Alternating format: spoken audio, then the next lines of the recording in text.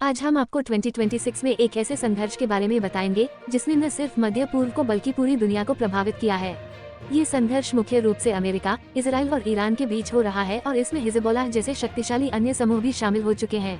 2019 के बाद से ईरान और इजराइल के बीच तनाव लगातार बढ़ता रहा है, खासकर परमाणु कार्यक्रमों, मिसाइल क्षमता और रणनीतिक प्रभाव क्षेत्र को लेकर। और 2025-26 में ये तनाव सीधे युद्ध की ओर बढ़ गया है, जब अमेरिका और इजराइल ने मिलकर ईरान के खिलाफ बड़े सैन्य ऑपरेशन शुरू किए। फायरक्रैकर संघर्ष की शुरुआत और हाल फिलहाल के हमले। 2026 की शुरुआत में अमेरिका और इजराइल ने संयुक्त रूप से ईरान में सैकड़ों सैन्य लक्ष्यों पर हवाई और मिसाइल हमले शुरू किए। इन हमलों का कोड नाम ऑपरेशन लायंस रॉक बताया जा रहा है, जिसका उद्देश्य ईरान की परमाणु क्षमता को सीमित करना और उसकी सैन्य क्षमताओं को कमजोर करना था। इस सैन्य अभियान में ईरान के कई वरिष्ठ सैन्य कमांडरों और रणनीतिक ठिकानों को निशाना बनाया गया। इसके परिणामस्वरूप ईरान ने कड़ी प्रतिक्रिया दी और कई मिसाइलें और ड्रोन छेड़े। ईरान का कहना है कि वह अपने देश की रक्षा कर रहा है और उन हमलों का जवाब दे रहा है जो सीधे उसकी सीमाओं को चुनौती दे रहे हैं। ये समझना जरूरी है कि यह संघर्ष अब सीमाओं के भीतर ही नहीं है, बल्कि अब कई देशों और क्षेत्रों में फैल चुका है। रॉकेट तेहरान और बेरूत में हमले। ताज़ा रिपोर्टों के अनुसार तेहरान में भी हवाई हमलों की आवाजें सुनी गई हैं और कई बड़े शहरों में धमाके दर्ज किए गए हैं। इसी के साथ लेबनान की राजधानी बेरूत पर भी मिसाइल और ड्रोन हमलों की खबरें सामने आई हैं। इन हमलों का सीधा असर वहां रहने वाले आम नागरिकों पर पड़ा है।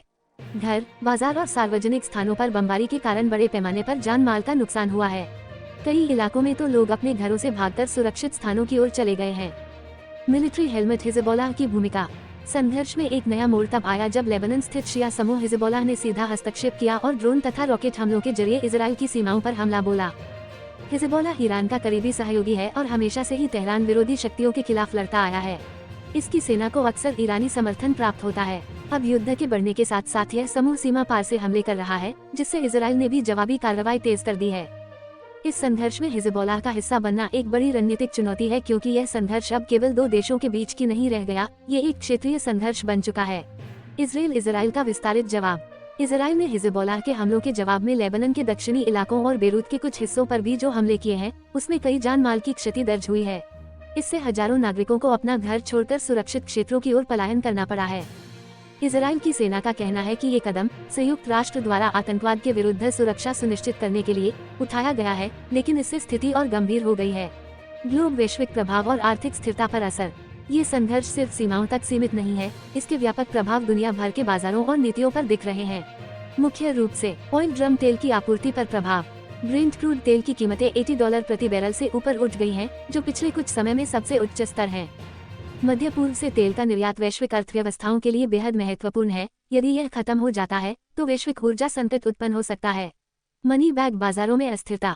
सोना और चांदी जैसी सुरक्षित निवेश संपत्तियों की कीमतें भी बढ़ी हैं, क्योंकि वैश्विक निवेशक युद्ध और संकट के दौरान सुरक्षित जगह की तलाश में रहते हैं। शिप तेल मार्गों की खतरा। होर्मुज़ जलदमरुमध्य पर तनाव के कारण तेल और गैस की आपूर्ति में बाधा आने की आशंका है। यह मार्ग दुनिया के ऊर्जा परिवहन का एक मुख्य हिस्सा है। पीपल होल्डिंग हैंड्स मानवीय संकट और पलायन। इस युद्ध के चलते लाखों लोग अपने घरों से विस्थापित हुए हैं। लेबनान के कुछ इलाकों से बेगर ORIZON अत्यधिक संख्या में लोग सुरक्षित स्थानों की ओर भागे। बेरूत, तेहरान और सीमा क्षेत्रों में शरणार्थी शिविरों की स्थिति भी बिगड़ रही है, जिससे खाद्य, पानी और चिकित्सा सुविधाओं की कमी ने संकट को और गहरा कर दिया है। युद्ध के कारण घरों का नुकसान, बच्चों का शिक्षा से वंचित होना और रोजगार का खतरा जैसे गंभीर सामाजिक परिणाम भी सामने आए हैं।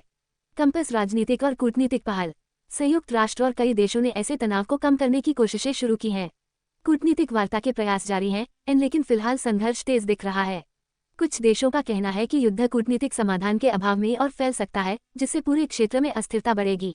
वार्निंग निष्कर्ष। मध्य पूर्व का ये संकट अब केवल एक क्षेत्रीय संघर्ष नहीं रहा, ये वैश्विक राजनीति, ऊर्जा सुरक्षा, आर्थिक स्थिरता और मानवाधिकारों के मुद्दे को एक साथ जोड़ दिया है। अब तक के हमलों में मिसाइलें, ड्रोन हमले, बड़े शहरों में धमाके और हिजबुल्लाह के शामिल होने से स्थिति और जटिल हो गई है। आने वाले दिनों में ये देखने को मिलेगा कि क्या कूटनीति युद्ध को रोक पाएगी या संघर्ष और गंभीर रूप ले लेगा।